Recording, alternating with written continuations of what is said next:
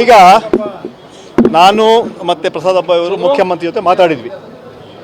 ಮಾತಾಡಿದ ತಕ್ಷಣ ಕೂಡಲೇ ಅವ್ರು ಹೇಳಿದ್ರು, ನೀವು ಅನೌನ್ಸ್ ಮಾಡಿ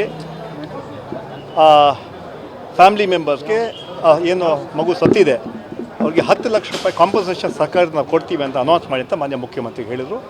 ಅವರ ಪರವಾಗಿ ಈಗಾಗಲೇ ನಾವು ಇದನ್ನು ಅನೌನ್ಸ್ ಮಾಡಿದ್ದೀವಿ. ಅದೇ ಅದಾದಮೇಲೆ ಪ್ರಸಾದ್ ಅಬ್ಬಾಯಿ ಕೂಡ ದೊಡ್ಡ ಒಂದು ಅನೌನ್ಸ್ ಮಾಡಿದ್ದಾರೆ. ಒಂದು ಮನೆ ಕೂಡ ಕೊಡ್ತೀವಿ ಅಂತ ಹೇಳೋಂಥ ಮಾತು ಹೇಳಿದ್ದಾರೆ. ಸ್ಲಮ್ ಬೋರ್ಡಿನ ಮನೆ ಕೂಡ ಕೊಡೋಂಥ ಕೆಲಸ ಅವರು ಕೂಡ ಮಾಡ್ತಾರೆ. ಒಟ್ಟಾರೆ ಈ ಸಂದರ್ಭದಲ್ಲಿ ಈಗಾಗಲೇ ಮುಖ್ಯಮಂತ್ರಿಗಳು ಸಂತಾಪ ಕೂಡ ಹೇಳಿ ಕಳಿಸಿದ್ದಾರೆ.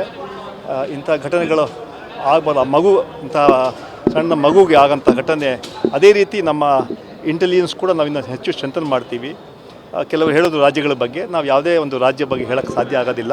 ಒಟ್ಟಾರೆ ಯಾರು ತಪ್ಪು ಮಾಡ್ತಾರೆ ನಮ್ಮ ಸರ್ಕಾರದಲ್ಲಿ ಅವ್ರಿಗೆ ಕಾನೂನುಬದ್ಧವಾಗಿ ಏನು ಶಿಕ್ಷೆ ಕೊಡ್ತೀವಿ.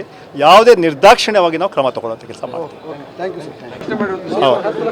ಈಗ ನಾನು ಮತ್ತು ಪ್ರಸಾದ್ ಅಬ್ಬಾಯಿ ಅವರು ಮುಖ್ಯಮಂತ್ರಿ ಜೊತೆ ಮಾತಾಡಿದ್ವಿ. ಮಾತಾಡಿದ ತಕ್ಷಣ ಕೂಡಲೇ ಅವ್ರು ಹೇಳಿದ್ರು, ನೀವು ಅನೌನ್ಸ್ ಮಾಡಿ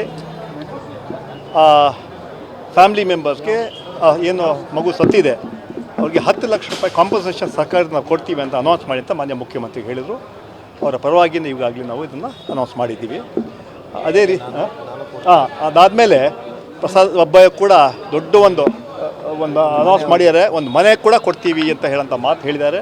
ಸ್ಲಮ್ ಬೋರ್ಡಿನ ಮನೆ ಕೂಡ ಕೊಡೋಂಥ ಕೆಲಸ ಅವರು ಕೂಡ ಮಾಡ್ತಾರೆ. ಒಟ್ಟಾರೆ ಈ ಸಂದರ್ಭದಲ್ಲಿ ಈಗಾಗಲೇ ಮುಖ್ಯಮಂತ್ರಿಗಳು ಸಂತಾಪ ಕೂಡ ಹೇಳಿ ಕಳಿಸಿದ್ದಾರೆ. ಇಂಥ ಘಟನೆಗಳು ಆಗಬಾರ್ದು. ಮಗು ಇಂಥ ಸಣ್ಣ ಮಗುಗೆ ಆಗೋಂಥ ಘಟನೆ. ಅದೇ ರೀತಿ ನಮ್ಮ ಇಂಟೆಲಿಜೆನ್ಸ್ ಕೂಡ ನಾವು ಇನ್ನೂ ಹೆಚ್ಚು ಸ್ಟ್ರೆಂಥನ್ ಮಾಡ್ತೀವಿ. ಕೆಲವರು ಹೇಳೋದು ರಾಜ್ಯಗಳ ಬಗ್ಗೆ, ನಾವು ಯಾವುದೇ ಒಂದು ರಾಜ್ಯ ಬಗ್ಗೆ ಹೇಳೋಕ್ಕೆ ಸಾಧ್ಯ ಆಗೋದಿಲ್ಲ.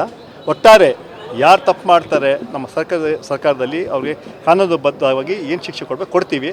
ಯಾವುದೇ ನಿರ್ದಾಕ್ಷಿಣ್ಯವಾಗಿ ನಾವು ಕ್ರಮ ತಗೊಳ್ಳೋಂಥ ಕೆಲಸ ಮಾಡ್ತೀವಿ. Thank you sir.